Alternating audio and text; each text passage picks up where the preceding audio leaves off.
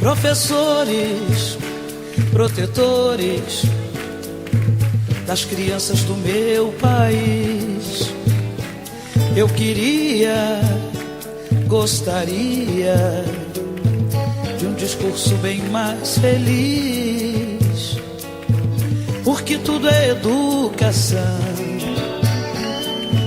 é matéria de todo tempo. Ensinem a quem sabe de tudo a entregar o conhecimento. Ensinem a quem sabe de tudo a entregar o conhecimento. Na sala de aula é que se forma um cidadão, na sala de aula é que se muda uma nação. Na sala de aula não há idade nem cor, por isso aceite e respeite o meu professor. Na sala de aula é que se forma um cidadão, na sala de aula é que se muda uma nação. Na sala de aula não há idade nem cor, por isso aceite e respeite o meu professor.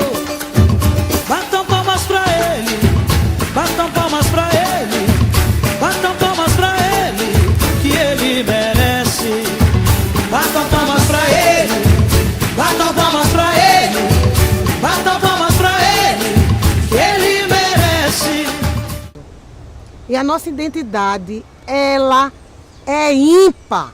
E o que eu acho assim mais importante para mim, assim, como negra, são as minhas raízes africanas. Sono em ser educador é que eu entro dentro da escola e saio dela e observo que a leitura e a escrita estão em todos os lados. Acho que essa é uma oportunidade que a gente está vivendo isso, vivendo um momento em que efetivamente a gente está fazendo uma prática educativa que não é bancária. Que eu olhava qualquer desenho e fazia aquela ampliação. Isso iniciou a minha carreira como professora, me incentivou, porque fui convidada para fazer uma ornamentação na escola de desenhos. Nisso, aos 17 anos, a diretora gostou do meu desenho, me convidou para dar aula no próximo ano seguinte, iniciei e fiquei sendo professora até hoje, estou professora, né? Isso define praticamente a minha vida, resume a minha vida como professora de sala de aula, através de desenhos, que isso me incentivou bastante. Então, na minha infância, eu pegava minhas bonecas no meu quarto, colocava sentada em cima da minha cama e eu era professora. Nessa época, o que eu sabia de ser professor era: o professor ensina alguma coisa a alguém. Uma turma, os alunos foram colocar e no texto eu digo que houve grande extermínio do povo, da população negra e indígena. Uma aluna simplesmente disse no segundo ano, disse mesmo assim, no texto ela falou assim: professora, eu só queria discordar disso aqui, porque na verdade o que houve não foi um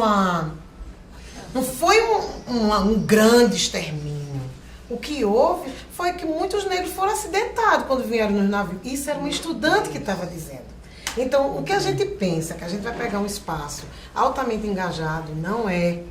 Porque quando eu comentei com vocês a experiência dos meninos que eu escrevi o texto sobre os heróis negros, teve um que disse assim: mas é melhor tirar esse nome, heróis negros, por que heróis negros? Eu fiz assim: mas eles são o quê? Essas pessoas lutaram em causa de quê? Para dizer que é heróis negros. Mas, professora, negro não fica sem jeito da gente dizer não. Todo ano tem um concurso de redação, o tema é Mulher Negra, Jaboatonense e Retrato de Superação. Então eu fui levar, porque ia ser dia 6, o último dia para levar as redações. Cheguei lá, os alunos foram, os 3 primeiros alunos foram da minha escola. Somente eu que levei a nível universitário e outra professora que levou a nível superior. Então foi prorrogado o concurso. Mas eu acredito que poucas pessoas estão interessadas com a temática. Então a temática me interessa, falar sobre mulher negra. Então eu levei isso também para os alunos que foram meus e que estavam com outra professora.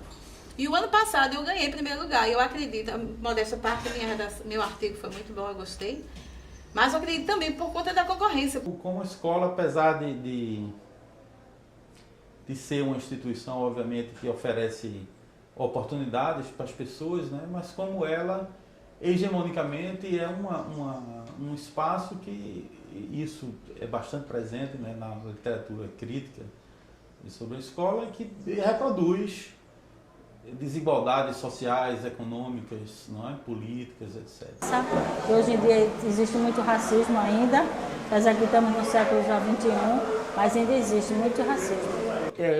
Eu tenho feito um movimento, não é, na trajetória profissional, intelectual, existencial, que eu tenho feito nos últimos tempos, de discussão com essa questão racial, não é? E eu tenho várias coisas na minha vida que me marcam, não é, em relação à questão racial. Uma desde criancinha, que eu tinha acho que uns 3 ou 4 anos, isso nunca me saiu da cabeça. Eu estava sentado no colo de Rosa, que era uma pessoa que trabalhava na casa da minha mãe, Rosa Preta, e eu tenho uma imagem certinha, assim, eu tava ali no batentezinho da cozinha, no colo dela, e meus irmãos chegaram e disseram, olha, saia do colo dessa preta. Aí eu disse, mas por quê? Porque você é branca, ela é preta, tal. Minha mãe viu e disse, não é nada disso, não é? Ele fica no colo dela e tal. Mas essa coisa ficou na minha cabeça. Isso eu acho muito interessante, porque a gente sempre fala muito do perfil, não é, da negritude dos estudantes de escola pública, não é? Mas a gente nunca pensa que os professores, eles também têm esse mesmo perfil, não é? E eles muito possivelmente, no dia a dia, e aí a gente vê a quantidade de emoção que está rolando nesse curso, não é? Que eu acho que é fruto dessa maneira diferenciada de lidar com o conhecimento, quer dizer, eles estão tendo que construir uma narrativa, estão tendo que se expressar, não é verdade? E isso acho que mostra como o professor é silenciado no seu dia a dia, é calado no seu dia a dia, quando ele tem que dar conta de conteúdos, de conceitos, de coisas que exatamente não dizem respeito a eles, né? Então, assim, é muito claro para mim que a educação não pode ficar refém da ciência, não é? Você trazer a questão da produção, quer dizer, o que é que a gente tem defendido no campo da discussão sobre o currículo? É um currículo centrado no direito ao narrar. Eu não tinha cabelo duro. O pente que nos deram é que não é compatível com o nosso cabelo. Esse pente aqui é que é o nosso pente, seria o nosso pente, e não aquele pente outro de cabelos lisos, né? Então, Dona Benedita me ensina a ler aos 5 anos de idade, eu viro professor porque ela era professora e eu tive que ensinar as crianças da escola que ela era professora para não levarem reguada. E faz 35 anos que eu oficialmente faço isso, mas que faz um bocado de anos que eu faço isso porque eu comecei aos 5 de idade e eu já tenho 60. Bom, quando eu comecei a trabalhar com as crianças do ensino fundamental, foi um projeto do governo do estado chamado PROAP. Eram 50 crianças, onde a maioria negra, né? Negra, pobre, e a professora negra também.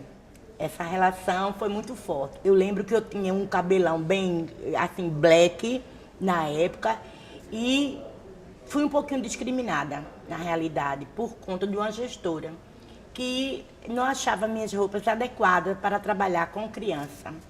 Ela me achava hippie, né? Negra hippie. Esse era o rótulo que ela me dava. Que me marca muito como cidadão e como pai, não é? É o fato de que minha filha mais nova, por ser negra, não é? Ela sempre foi muito preterida nos espaços escolares, não é? Então, assim, algumas vezes você tem uma manifestação mais explícita de racismo, e certamente aí eu combati, não é? E fiquei claramente do lado dela nas questões, mas essas manifestações explícitas de racismo são fichinha, não é? Na comparação com o racismo velado, não é? O fato de que, por exemplo, eu nunca fui buscar minha filha na escola, não é? Eram escolas privadas, né? Escolas de classe média, não é? Nunca fui para ver, por exemplo, ela no colo da professora, não é? Isso nunca aconteceu. Como ela também, por exemplo, sempre dançou muito bem, sempre teve ritmo, e ela nunca foi uma pessoa escolhida para dançar na frente, na hora das apresentações, etc. Essa questão do ser educador, e aí perceber que essas dores, ela não pode ser uma dor que bloqueia a gente. Se essa rua fosse minha, eu mandava ladrilhar.